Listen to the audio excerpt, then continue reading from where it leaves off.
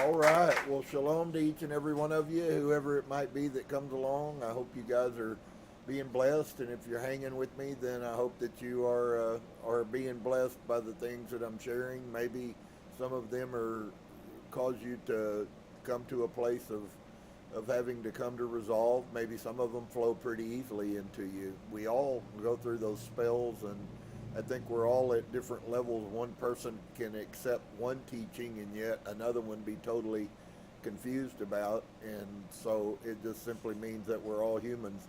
But it also means that all the truth is the same for all humans, and so we see that going on. There's in the midst of the emergence of light, we see that darkness doesn't at all appreciate the change. They were enjoying the pervading, if you would.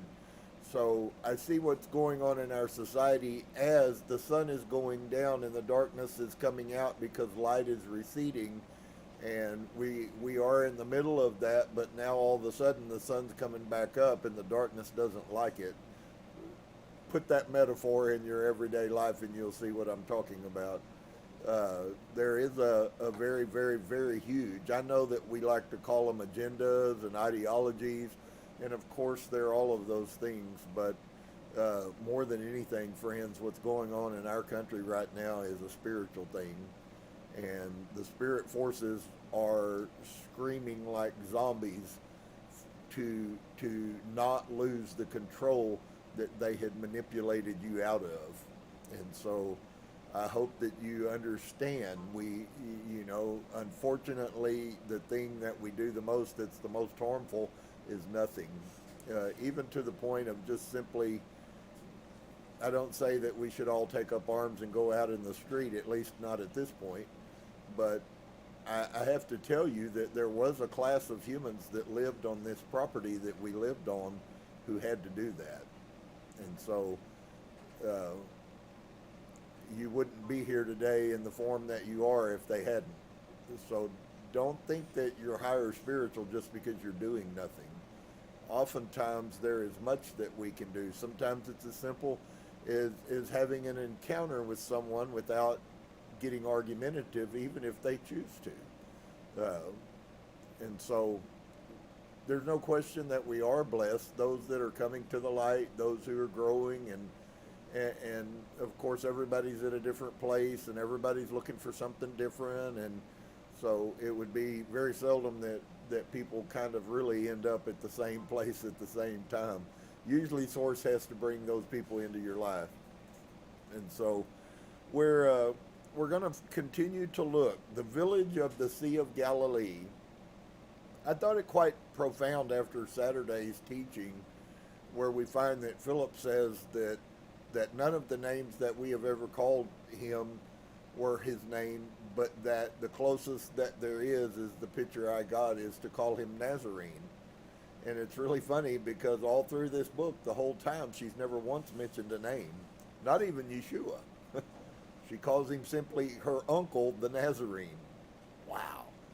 So now you have documentation that came out of the mid-1900s, and we have documentation that came out of 2,000 plus years ago, and they both say the same thing. We might ought to begin to recognize that we have been deceived on an epic scale. And so we are going to be blessed, and we're going to continue to be blessed, and the more that we see the light, will we go through things? Yes. Will we conquer things? Yes. Will we see his hand? Yes. Will he bring things in our life that we have need of? Yes. Will he take things out of our life that we don't have need of, or give us the courage to do so? And the answer is yes. So, it's like if you remember, all of God's promises are yes and amen to everybody. Oh, you must not know what the scripture is if you agreed with that, because all of God's promises are yes and amen to those who believe, and of course we have to quantitate what in what context does he say believe, and what definition can we put to this word used as belief, and so I think that most of those who would come along and stay for more than about 5 minutes here You must be one of those really special people, and you must inside, even if you struggle, you must still have a desire to find truth that you know inside of you that we're not living in it. And that sometimes makes it worse, because then it causes a conflict. So I get it when Yeshua said, "I didn't come. When I speak, people are troubled." I never heard that statement once ever in my whole life, growing up and being in Christianity for most of my life. I never heard one time Yeshua say the words that when I speak, my words will trouble you. All we were ever told is peace, peace, peace, peace, peace. Although he tells us peace, peace, but there will be no peace. But it's like a Christian preacher can turn that into you're blessed and nobody cares anyways. It's like, hold on a second here. How does this one who tells us that it's not about him coming to bring peace to you? The peace you have to find. What he came to bring was the truth. And the truth sometimes troubles you, especially when you don't have it. If you have it, it should elevate you and give you mirth, and you should be happy and joyous and blessed no matter what situation. And we're all, I think many people that I know anyways, are trying to do that, and they're actually increasing and they are overcoming some things that they maybe haven't overcome in the past. So the victory is ours according to our Creator. But it's up to us to choose to accept that victory and then to walk in it. And so we come together with our heart center, and then we simply look at each other and we say, Namaste. Very wonderful sign of humility. Just we're here and we're here. We're present. We're in the now. We're not, the past of 5 seconds ago has already happened. There's nothing we can do to change it. And I can't change anything that might happen in the next 5 seconds.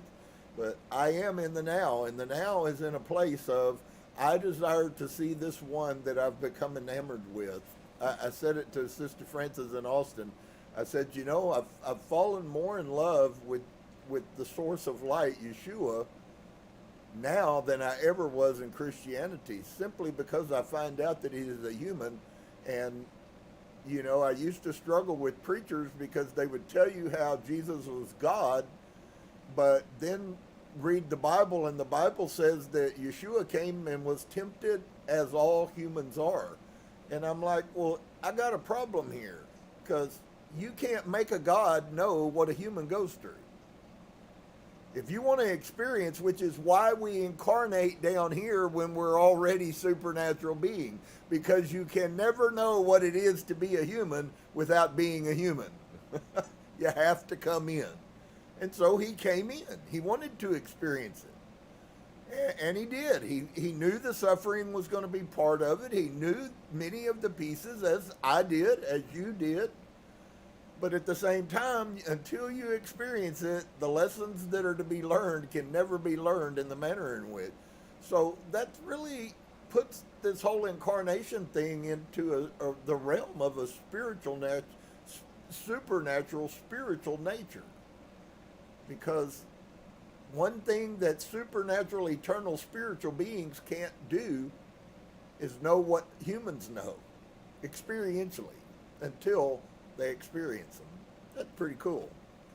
So we left off on page 135, and I think we moved in. I just want to read this last two statements from the page 135, if you have it. The Sea of Galilee, the village on the Sea of Galilee, they walked with Jesus, if you have that in a PDF or whatever. And so Dolores asked Abigail a question. I thought they're talking about why does Yeshua teach in parables. And Dolores says, I thought in some cases he might use it as an example for someone who can't understand any other way. And there is, I certainly believe there's some truth to that. Now, the Hebrews have a different picture about teaching in parables. And so there could be a little bit of conflict there, but coming from an American Christian standpoint, I can see that may be relevant. And so Abigail answers, she says, yes, I think this is what I was trying to say too, because many times they will hear it, and upon reflecting, upon reflecting is the same as saying, and upon thinking about it, and passage of time, I don't know about y'all, sometimes I have more understanding about what we saw on Saturday by Wednesday than I certainly did on Saturday. And if you will be mindful and conscientious and contemplative, those things will come and you will gain. And passage of times, sometimes it will start their whole reemergent through the opening of the door. Because they will see it one way, and then all of a sudden this light will grow and they will find clarity of understanding. And so what I just explained is exactly what she's saying. Sometimes we need the time. Sometimes we don't totally get the impact of a statement at the time that we receive that. And so 2 or 3 days later, and then you turn around and you go, wow, that was crazy, man. And so if you wonder why sometimes I say that and talk about Saturday on Wednesday, it's because by Wednesday I've gotten some clarity. Yeah, right. It's a wow. That's right. And so because they will see it one way, and all of a sudden this light will grow and they will find clarity of understanding. So it is also a learning tool. And so for any of you who go away and sometimes you don't always feel, now, if you're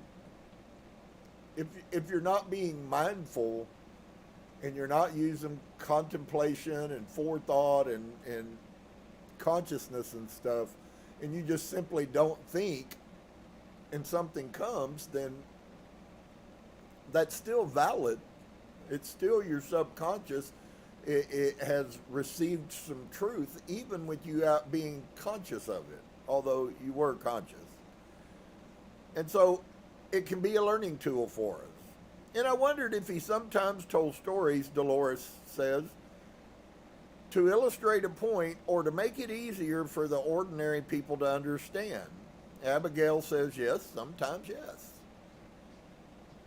And so then Dolores says, does he talk to the ordinary people on the street, or is it mostly in these groups? And Abigail says he will not turn anyone away. He will greet ordinary people on the street. If confronted, he will respond. But he has a real feel.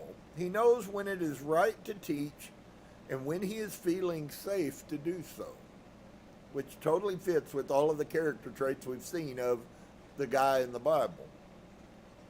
And so Dolores says, that's what I wondered, if he ever had strangers come up to him and want to know what it was all about. And Abigail says he will answer their questions. He will not turn anyone away. And so Dolores says, but the majority of people he talks to are ones who know what he's doing. Abigail responds, yes, because he feels that by working with these people, they will learn the teachings in the truest way and pass them on, whereas you can't force this knowledge on anyone. And so it is for you and me, brothers and sisters.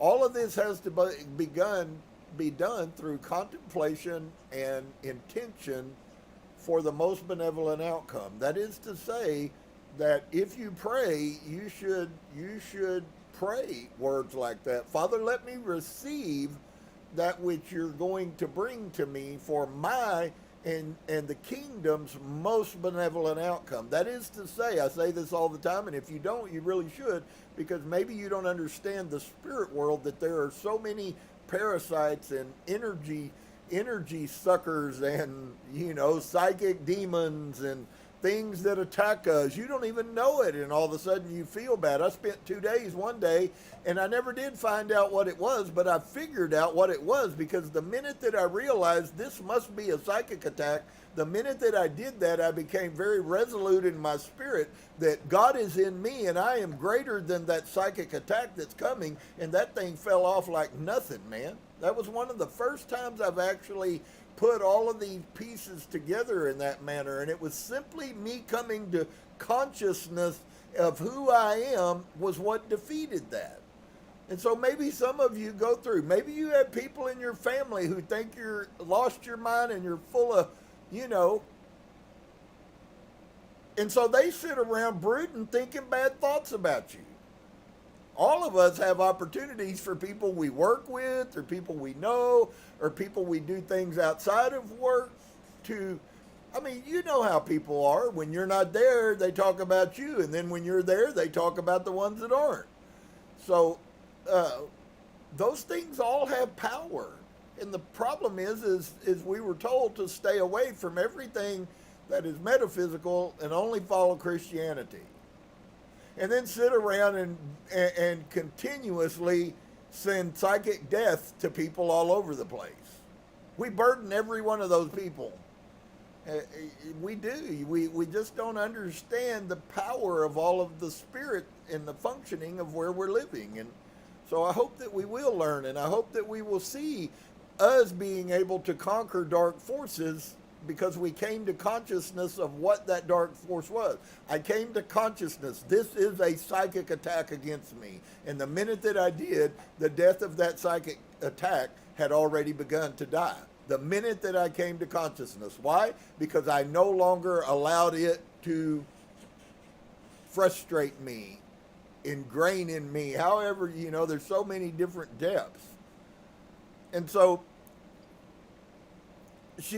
Dolores says, that's what I wondered, if he had ever had strangers come up to him and want to know what it was all about. And Abigail answers, he will answer their questions. He will not turn anyone away. And at the same time, he also will be a little bit confrontational, just like he was with the Hebrews. The Hebrews knew all of this. If you don't know the reality that it's a secret belief about spiritualism and the Kabbalah in the Jewish society, and they hide it. They'll tell you, we're not going to teach you anything about what we know about the real spirit world. That's why I've heard multiple rabbis, all of you Christians, you have no idea about what all of the Old Testament is even about, because it's not what you've been taught in your Bible classes. That's what it's about. It's not about any of those things. Most Kabbalists who are mystics know that every bit of that is metaphor. They know that Moses didn't write it. They know that there could have been hundreds of writers of the Old Testament, no matter what they tell children and the goyim, those people who are not Jews. You're kind of a disgrace if you're a goyim. And I happen neither to be Jewish or a rabbi. So,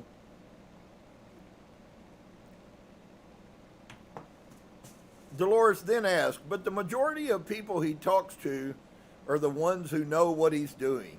And Abigail responds, yes, because he feels that by working with these people, they will learn the teachings in the truest way and pass them on, whereas you can't force this knowledge on anyone. That is why he makes these journeys. But as I said, he is constantly teaching because he will not turn anyone away. He will talk to those people in the street, but it is different from being with those he knows are truly hungry and ready for his teachings and feel this in their path too. People come to their own reality of this. Wow. And so Dolores says, well, these people that he sends out, like at the first town on the lake to spread the word, do they just go to the ordinary people or, ? And Abigail says, these people, he sends them in the direction where they are needed. It is not as if he is a commander or a general. These people make their own choices too. They know they feel a need to be of service. They are going out on their own journeys, and they continue his work because he can't be everywhere. So they are finding out through their own ways where they are needed. People are linking up, and through messengers, these people will make their own journeys to where they can be of most use or are needed the most. And so Dolores says, that's what I was trying to understand. They don't go out and recruit or look for new people.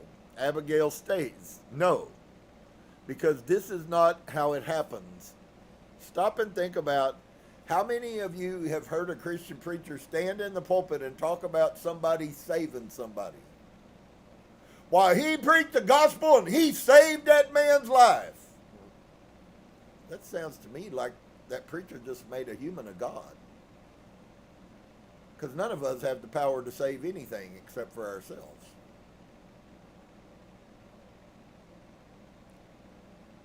And so she says, no, they're not recruiting or looking for new people. Because this is not how it happens. Force, he does not work that way. Smiling, he is not recruiting. So the word gets out without any problems. It seems that people are making contact with each other and it is just spreading. That's the way it's done. They just tell their friends or whoever they think would be interested, which is exactly what we're still supposed to be doing. Or unless they hear of someone in need, they will go out where nobody else would. So this is also part of it. And Dolores says, all right, I was just trying to understand how this all worked. Does anything ever happen at that gathering that night? And Abigail says, no. He is mainly answering questions and speaking, and he is finding out where he is needed in the village. He will make contact with various people tomorrow. That seems to be what is happening. I think when his work is done in the village, he will be moving on, whatever it will take to see whoever he needs to see in the village. It probably will not be more than the rest of the day. And so Dolores says, then you will stay at Abram's house? Do you know how long it will be before he comes back? And Abigail says, I'm not sure as far as true length of time, but this could be a number of months. I am feeling I need to be in one place and be of service and contribute. And so Dolores says, let's move ahead until he is leaving you there.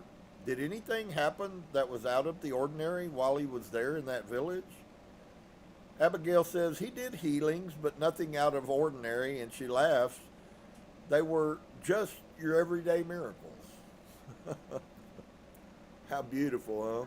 That we could see some everyday miracles would be amazing.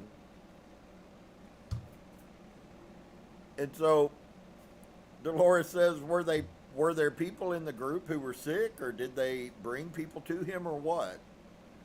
Abigail says, oh, they made arrangements for him to visit various homes where he will be accepted, where he is wanted.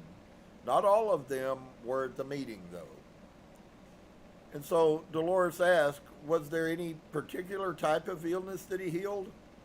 And Abigail says, there was an illness of I don't know how to say it, the head area. This woman was in horrific pain, as if a vice was being twisted, and there was swelling, and you could see a bump on her head, and he released that for her, and she, as it was the same golden glow around his head, and his heart, and his hands. There was such a softness in his face, but she was able to feel it immediately. And there were people there who saw this happen. It is difficult to believe, but it is a gift of God. And the swelling went down and the pain stopped. And Abigail says, yes, she just wanted to die. She asked to die, but it wasn't her time, and he was able to help her.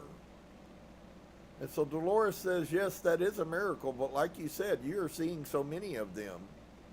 And Abigail, smiling, says, but those other things, he went and saw everybody who needed him.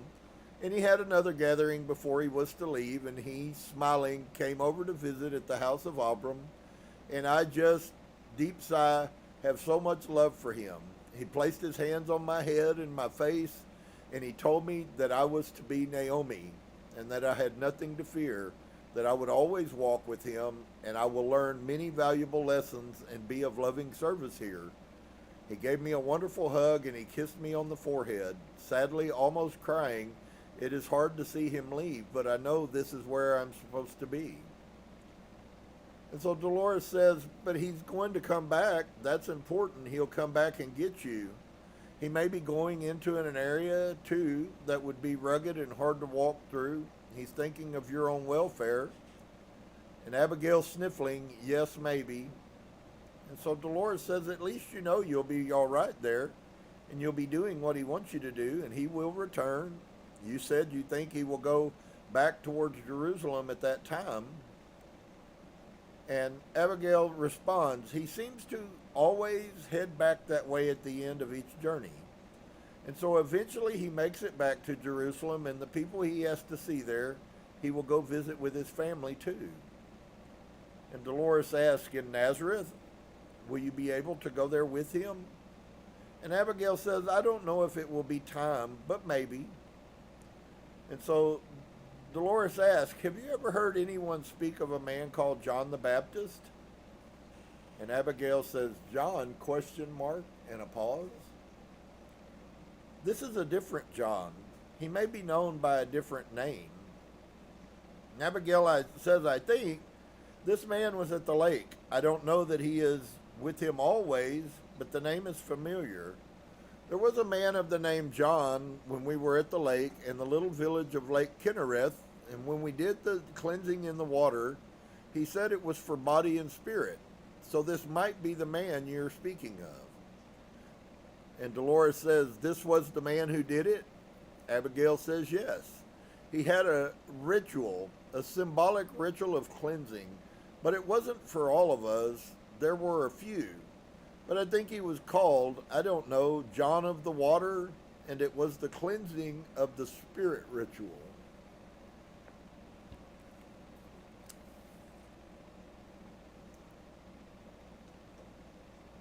And so Dolores asks, what kind of ritual was it?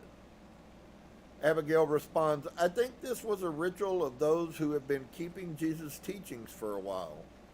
This was to submerge yourselves in the waters, and once you rose up, he said some kind of blessing.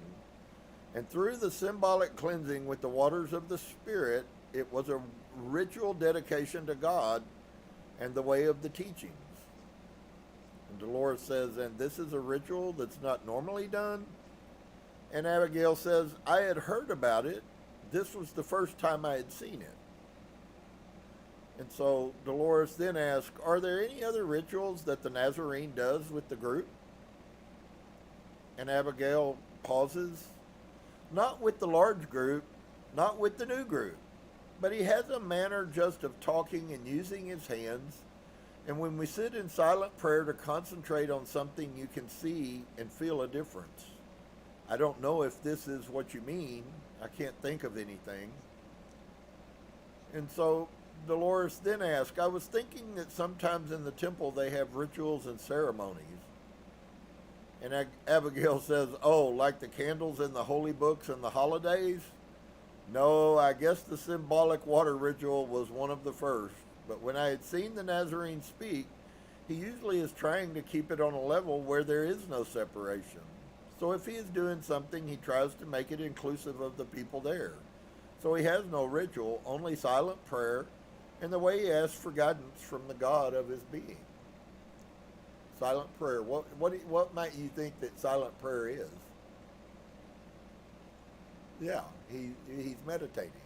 The only place that we are truly, if you understand all that I've shared with you about his words about praying, the only form of prayer that really is acceptable, and I kind of struggled a little bit with like even having blessing at the table, and I came from my understanding, a giving of thanks is always appropriate.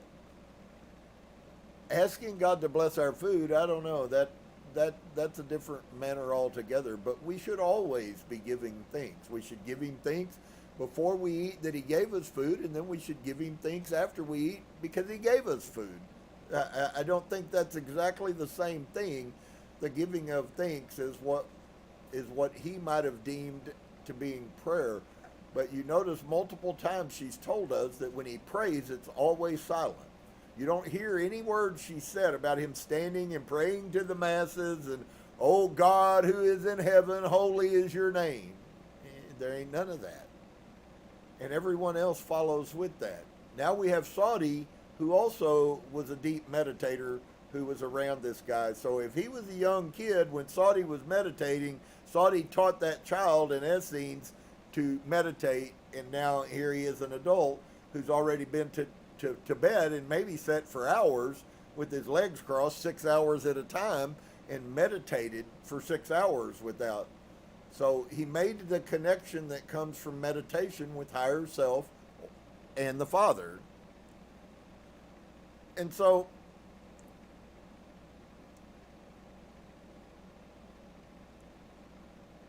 she tells us about the symbolic nature of the water rituals. Have you recognized that there was almost none of the Jewish stuff that we were taught in Christianity does Yeshua adhere to?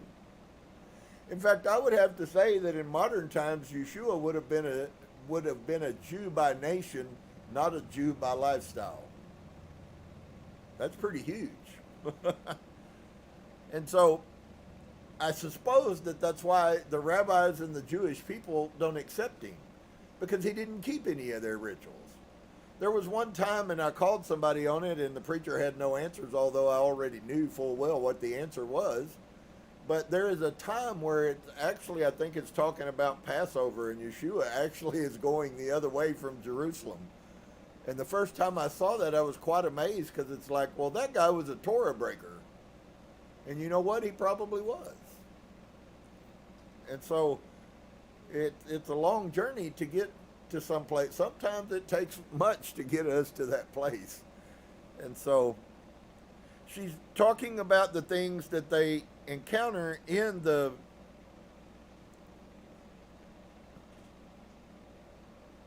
society, but also giving us a distinction by showing us what he did, how he lived. Even the whole thing about John the Baptist, you notice what the ritual for baptism is, right? The people go into the water to wash themselves, and then he speaks a blessing over them. That's a lot different than you go into your sanctuary in front of the whole church, and they dunk you in a thing and say that somehow now you've been saved and you're going to heaven. Kind of missing some of those pieces here, folks. And so he has no ritual, only silent prayer or meditation, and the way he asks for guidance from the God of his being. Yeah. And Dolores asks, I suppose ceremonies and rituals would rather put him apart from the normal person. I was curious if he was doing things in the manner that the temple priest would do, but it's nothing like that. And Abigail responds, no.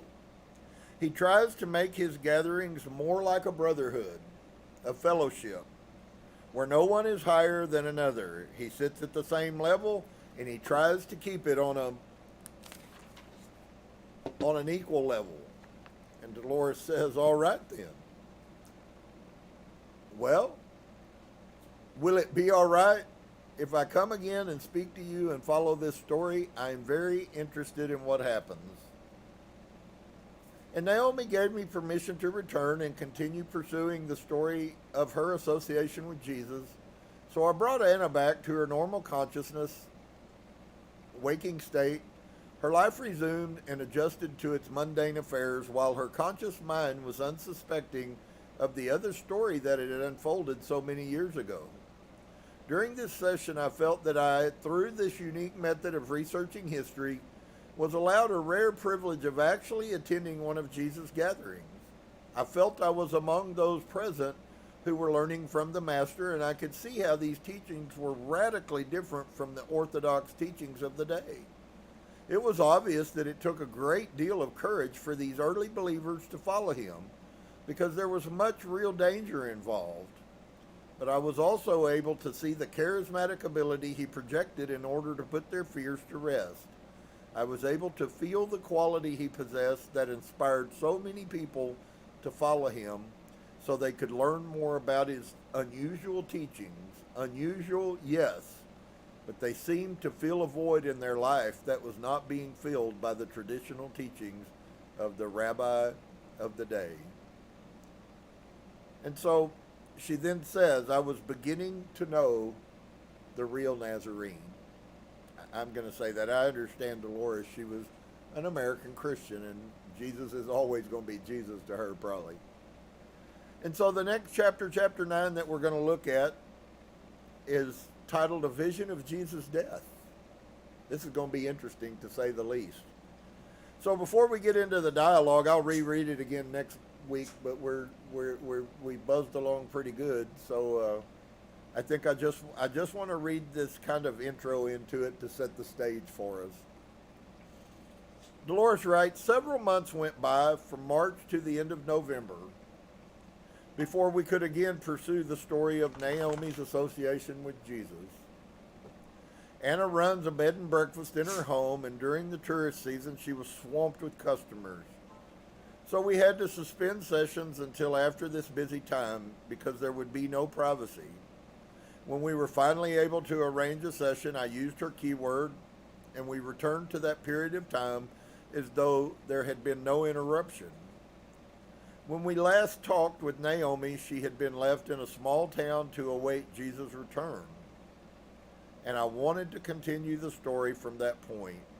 I discovered time had also passed for Naomi.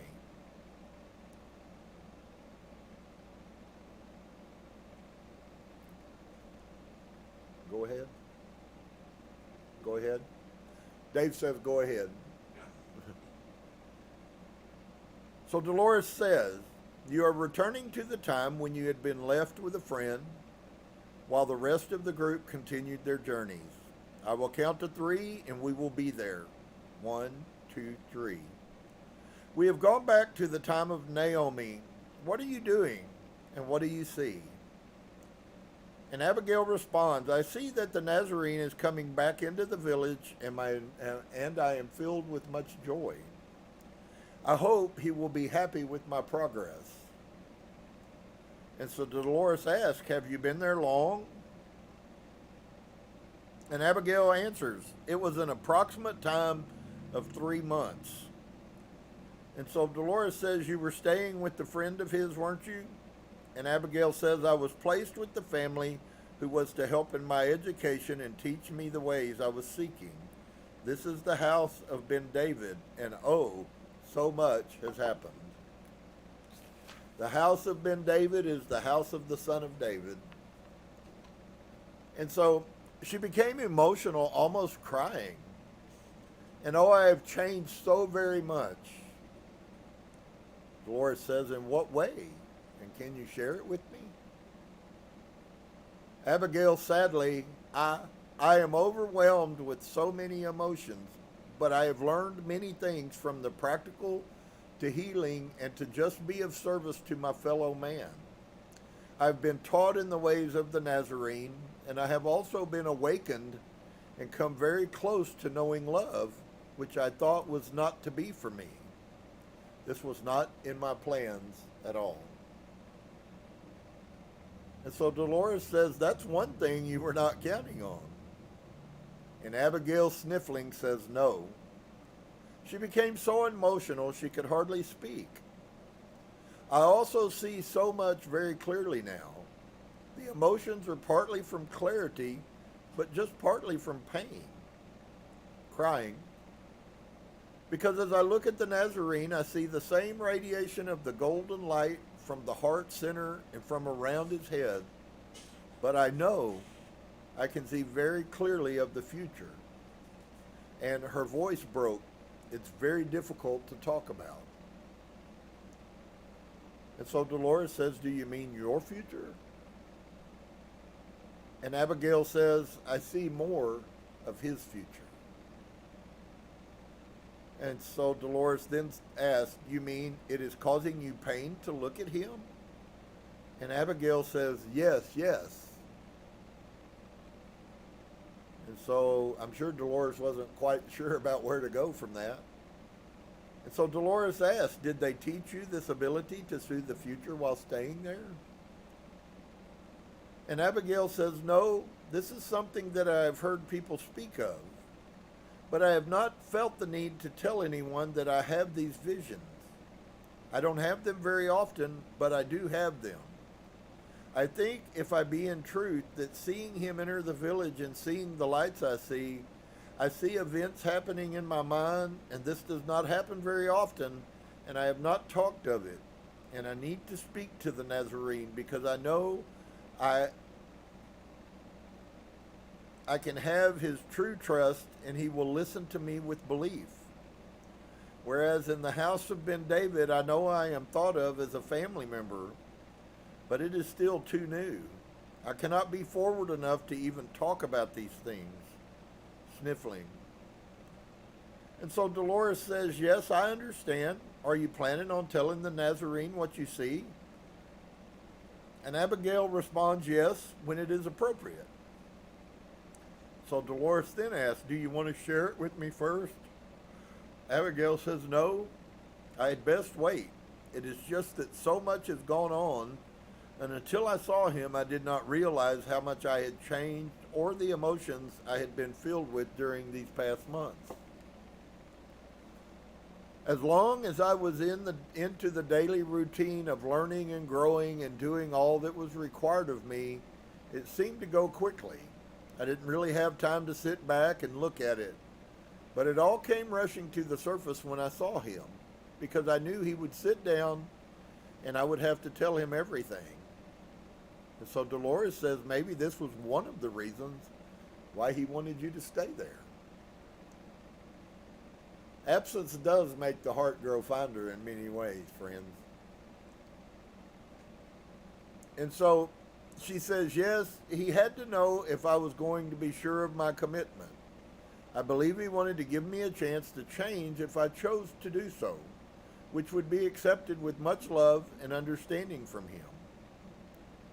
And so Dolores said, you said these people that you stayed with are friends of the Nazarene. Abigail says, yes, this village is composed of people who believe in his teachings. They believe in truly being of service and treating each other as we would like to be treated and walking in the light of God, our source. And they were to teach you things while you stayed there. And Abigail says, yes, I was to learn the philosophy. I was to learn how to care for people in their needs and to be of service in all ways that I could. I've spent time with the elderly in this village. I've spent time helping the children without families. So I have been educated in all ways of being of service to mankind through true love and brotherhood. And so Dolores says, where did these people get their knowledge? Were they taught by anyone? And Abigail says, these people were taught by the Nazarene. These people have come from various villages and towns and created their own community. They were the ones who had to meet in secret shelters beneath homes because it was not accepted that they pursue their beliefs. And so Dolores says, then you have been happy living there. Abigail says, yes, I have felt the fulfillment. It is hard to find the words because the emotions become so overpowering.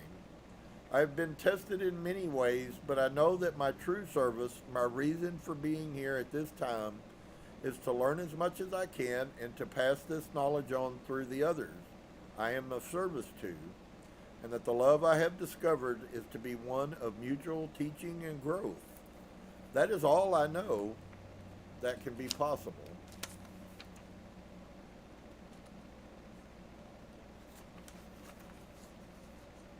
And so Dolores says, you mentioned you had found love, and this was something you were not expecting.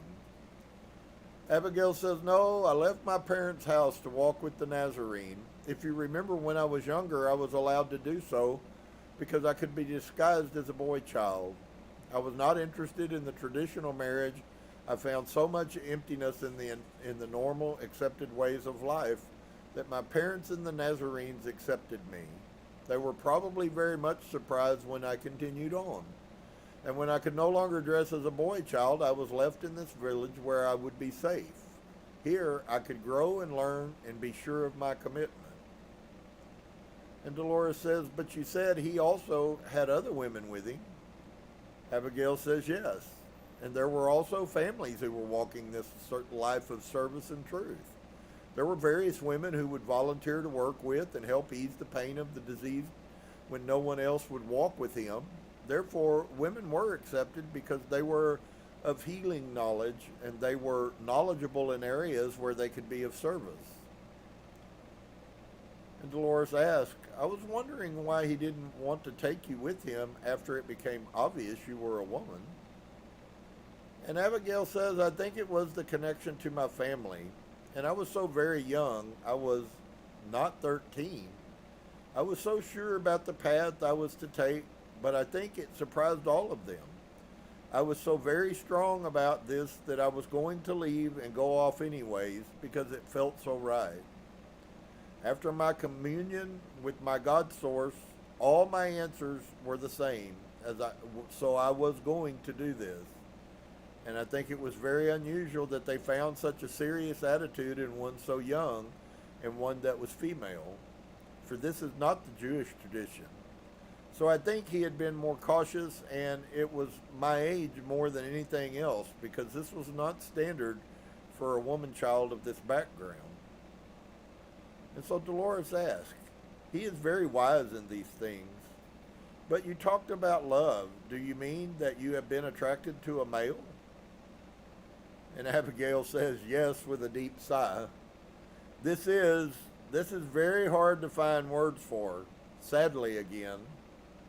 I was so sure that I was to walk this path and that I was never to know love in that sort of way, because I was strong about my purpose in this life.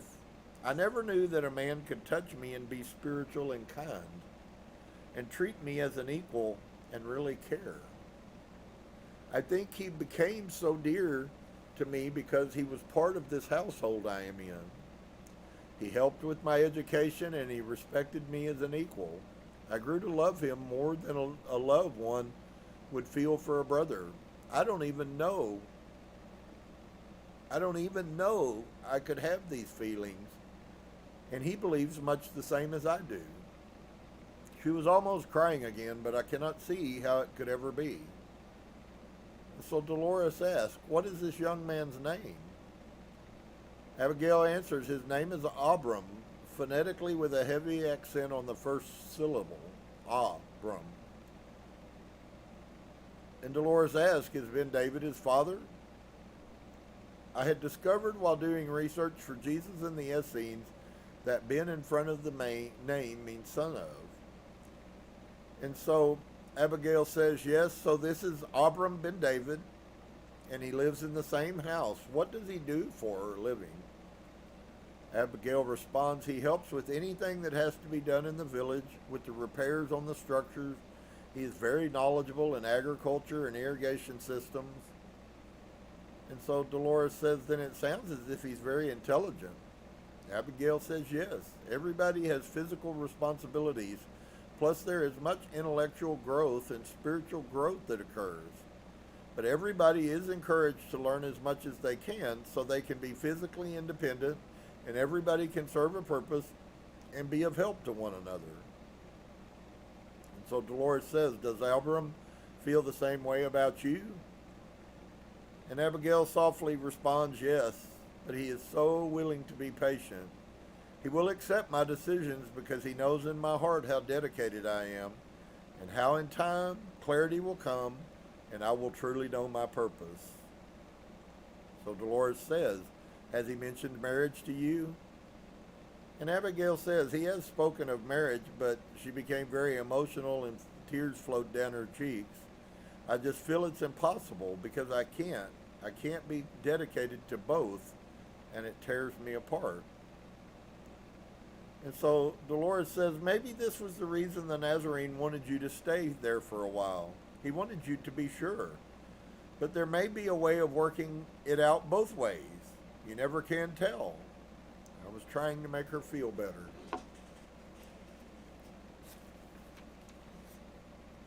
Abigail, with a deep sigh, says, I don't know.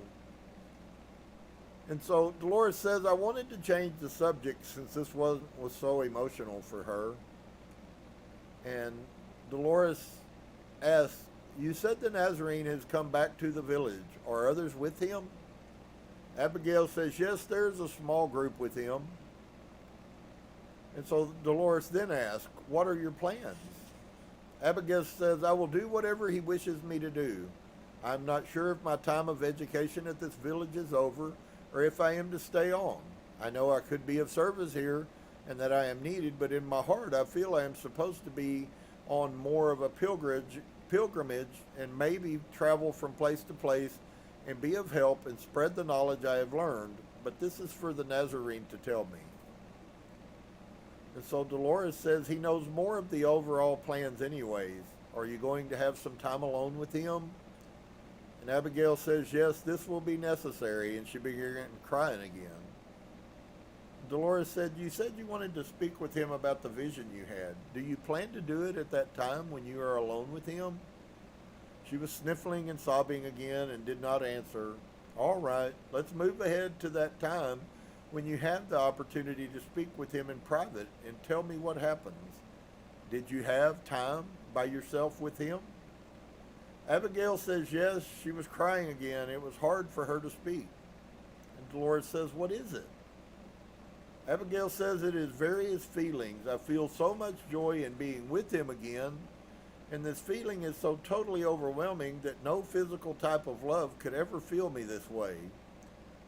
Sadly, so I know this love of spirit and being of service is the only truth there is for me. And Dolores says they are two opposite things, really, or different anyways.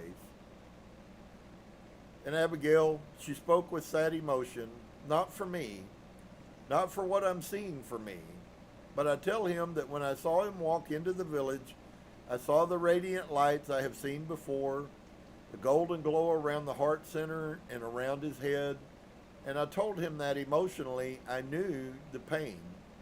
I feel the pain, for I know he has walked with truth and love, trying to spread the light, to be an example of what humanity can be. And I know he has been hurt, and I see his heart is very much torn. For I see, and her voice broke, his physical departure. You notice what she said. His physical departure.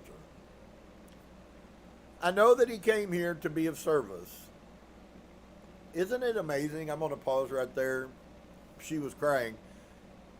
Isn't it amazing that you get the essence of going through this, that his message wasn't really even remote? I don't know that I ever fully understood. Although we see his messages and he says things like you must be a servant, but all of that kind of gets washed away by Christianity while you're walking around boasting about how blessed you are by God.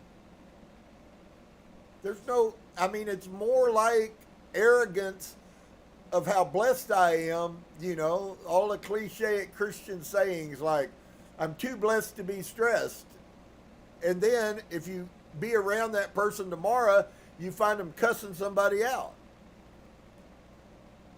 And yet, it doesn't appear to me that that's his message at all. His message was the service, that we are all here on this earth to learn how to be servants. That is part of our life. Whatever each individual person's purpose is, it's all of our purposes are tied to being of service to humanity. Now, let me ask you a question in light of the society we live in. Do you think if we were still teaching people that part of your purpose for being alive and on earth is to be of service to other people, do you think that our society would look like it does? So maybe in all of our progression, we haven't progressed very much at all. We kind of missed the point, guys. And we kind of had a lot of help to do so. And so, sadly, I just saw it happening. I don't know what happens exactly, but I saw him leaving the physical body, and I know that means that it is his time to go on. But notice, not one word of death. And Dolores says, you mean you didn't see how it happened, you just saw that he will die? And Abigail says, yes, because he came and he served his purpose. He walked the land, spread the true philosophy of humankind through God, love, and light. He has tried to teach that we are all brothers and sisters, we are all family. Folks, this is all the stuff that has never read any of this, that people all over the world are trying and are saying and are trying to teach. We're all one. It's all about love. It's all about light. It's all about being of service. We're all one. Why do we keep hurting each other when we're only hurting ourselves? I could imagine a Lemurian society if everyone really truly loved every other people the same way that they do love theirself. I can see the frequencies rising and the energy would be amazing.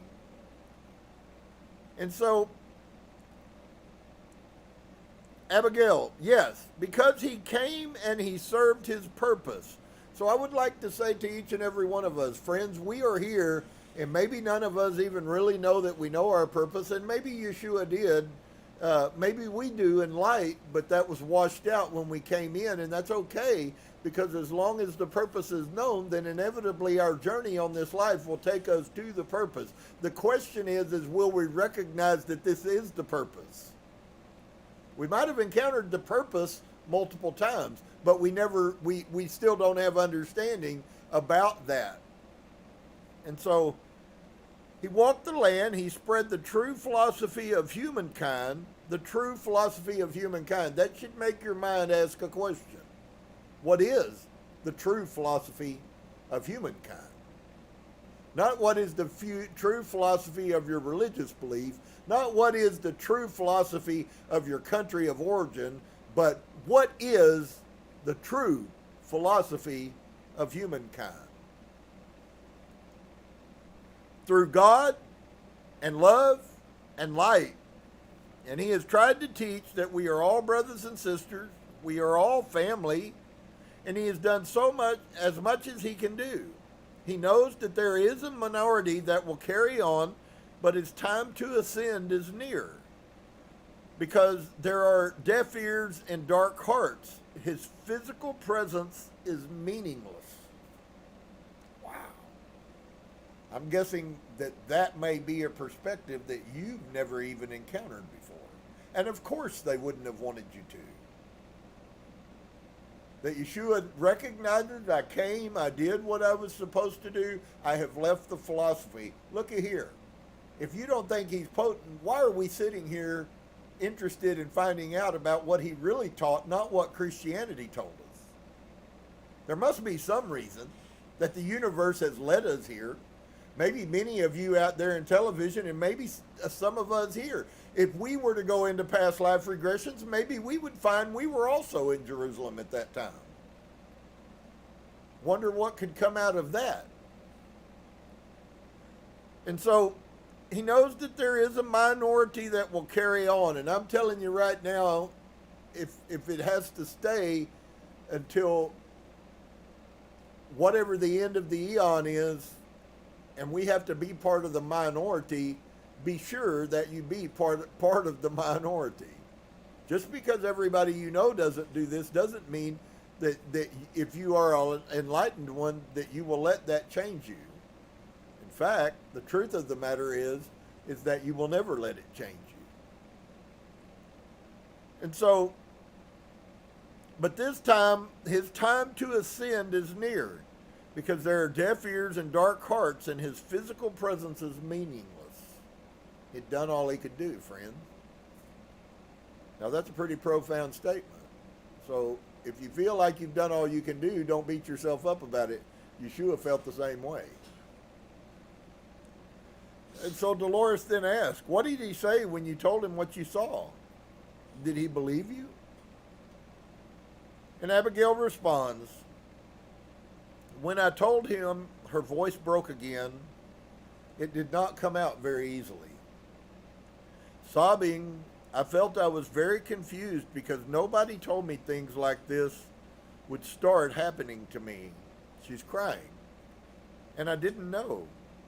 I didn't have control. I had trouble feeling this way, and I needed to tell him because I knew that this dear, sweet Nazarene would understand and love me and know I speak from the heart and from truth.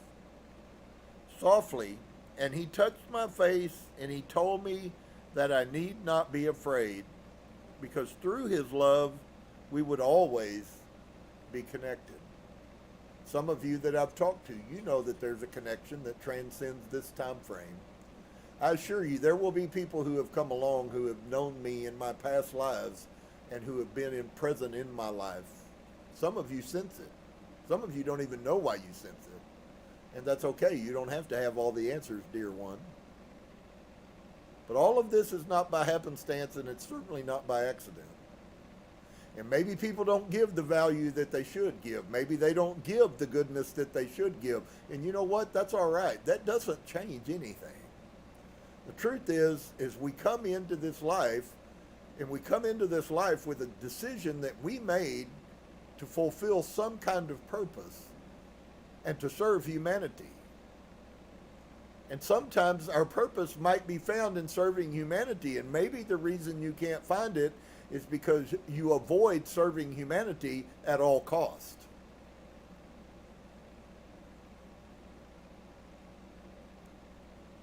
And so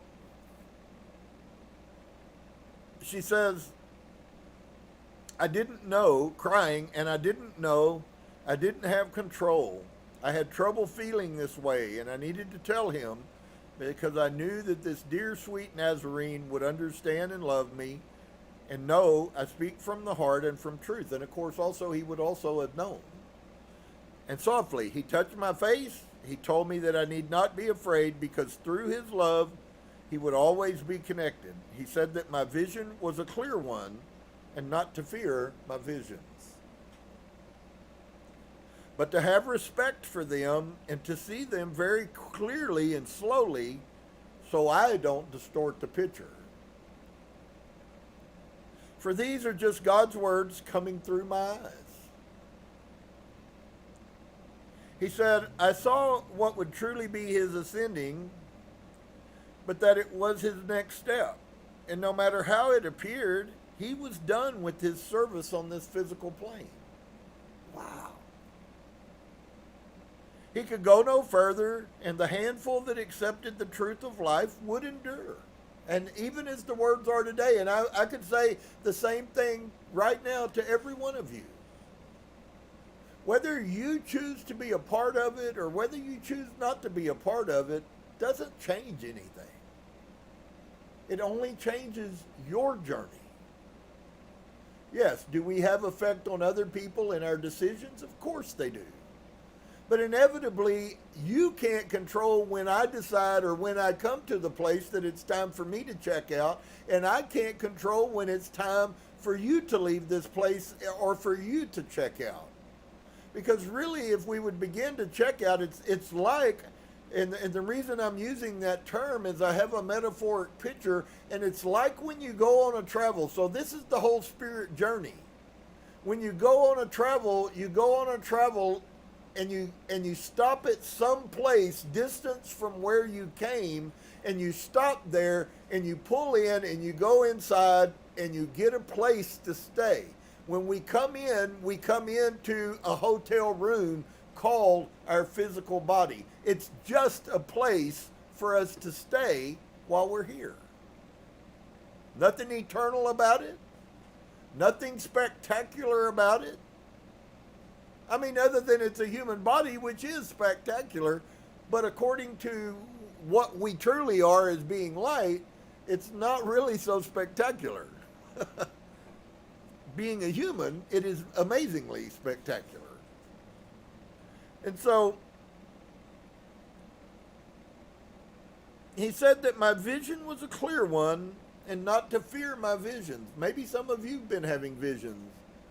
Maybe some of you have been functioning in fear, and maybe some of you have been pushing it out of your mind because you don't like what you're seeing. Some people have visions, some people have knowings. Mine don't come. I don't dream much. But I have all kinds of knowings that happen in my everyday conscious world. Things that I just know. Things I'll sense.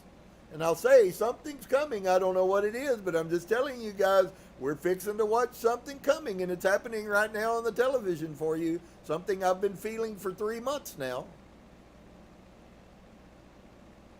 And so, we should, instead of hate them or be scared of them, and I know that many of you were raised in Christianity, maybe that might come along. And I've talked to enough people who were taught to be scared to death of psychics and mediums, and there was one that popped up on YouTube the other day, and the guy is those people, when them mediums are talking, they're talking to demons, and it's like, let me see, did you go over there and did you verify that was a demon, or are you just talking out your butt right now? Because it's really nothing but your opinion, because you don't have a clue who they're talking to. We got to be careful about letting people rob our spirit from us. What do you think they would have said to Jesus? Oh, you can't heal. If he had listened to him, what did happen? He wouldn't have done anything. If you listen to them, what will happen to you? You will do nothing. And many of you have listened to people, and you won't stop because you don't know that you're being deceived. But when the light turns on and you see that you're deceived, then you really have the problem, because then you have to make a decision. You can't lie to yourself anymore. And so we should respect them. I don't distort the picture, for these are just God's words coming through my eyes. He said, I saw what would truly be his ascending, but that it was his next step. So you see, he didn't deny it at all. I am in the process of very quickly getting ready to leave this physical body. With his service on this physical plane, he could go no further, and the handful that accepted the truth of life would endure. Now, here's the beautiful thing about that. Listen at the concept of that. We're told that he fed 5,000, and I believe every bit of that stuff is nothing but allegory again. Do you know how difficult it would have been in any town in Israel short of Jerusalem, or maybe a couple of others, to have raised 5,000 people? Almost impossible. They would have had to have walked 150 miles to get there for there to be 5,000 of them. And so,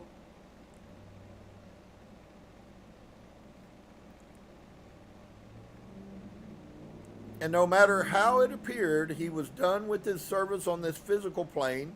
He could go no further. I read that in the handful that accepted the truth of life would endure. But there was so much darkness that he was needed on other levels to continue his work. So was he finished? Or was he simply moving on to another phase? What if Yeshua has already been back 3 or 4 times? What if it really is true that the God Spirit, which is, if we use it in that manner, what if that same God Spirit was Buddha? What if that same God Spirit was Hare Krishna? Here's a picture that I don't think we really get a hold of, and that's believing that we're all one. You don't believe that. You believe that there are Russians and Chinese, and that there are Indian people, and that there are white Anglo-Saxons, and that you believe that's true, and it's not. There are only those bodies. Those bodies, my body may be a white Anglo-Saxon, but it's also a man. But I'm neither man nor woman. So if we're not careful, it's very difficult, because we are so hung up in the lies that we've been programmed to believe, and most of those lies were programmed for us to believe them so that they hid the reality of the truth. That's why they didn't want his message getting out. The Jews didn't want people finding out that they were full of crap. Sorry, but that's the truth. They were teaching a bunch of lies to enrich themselves. Doesn't that sound a lot like what's happened in the last 4 years? They were teaching and telling and dispelling a bunch of lies so they could enrich themselves. Things don't change as much as we think they do sometimes. It's only us changing in the way we look at them. And so, if your timeline is shifting, it's okay. Timelines shift. In fact, it should be something in your meditation or your prayer time when you're in your closet, which is in yourself, maybe you ought to give thanks to the Creator about that. Thank you for changing my timeline. Thank you for helping me to be different. Thank you for giving me this desire and to be more than what I've ever been. I find that I'm still here, but I'm not here at all. And so if you're experiencing some things like that that you can't quite understand, it's okay. Just as Yeshua told her about her visions. Trust him. God is speaking to us. And maybe he speaks to you a little differently than me, or maybe he uses me for things that you'll never get used for. But irrespective, none of that matters on one level. What matters is that once we recognize that we are light, then we begin to find that being part of the collective allows us to draw from everybody. I don't need to be the world's best engineer. I don't need to be the best at anything except what I am. And if I'm the best what I am, then I am all that Source created.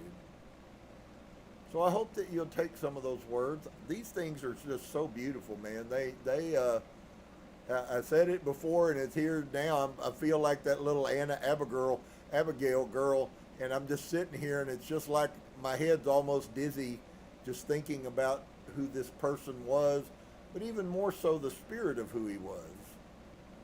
And so it truly is a saying, we don't have to get rid of everything that we've learned, but we do have to filter a lot of it that we've learned and keep what is worthy. And so shalom to each and every one of you. Never quit your journey of learning. Until you check out of this body, it's still a perfect time to learn. I promise you that though there be many people who check out in pain, in fear, and all kinds of maladies, that the people that are following the light will not resist when it's time to leave. Shalom to each and every one of you. I hope that you've had an amazing week. I hope tonight has been a blessing to you. I hope that you are recognizing and experiencing that our Creator has done many things, and man has worked very hard to hide those truths from us. And so I hope you'll just keep that in your mind and continue to put food. The most horrible thing is that television is like a taco truck. It goes everywhere and it feeds everybody whatever they want.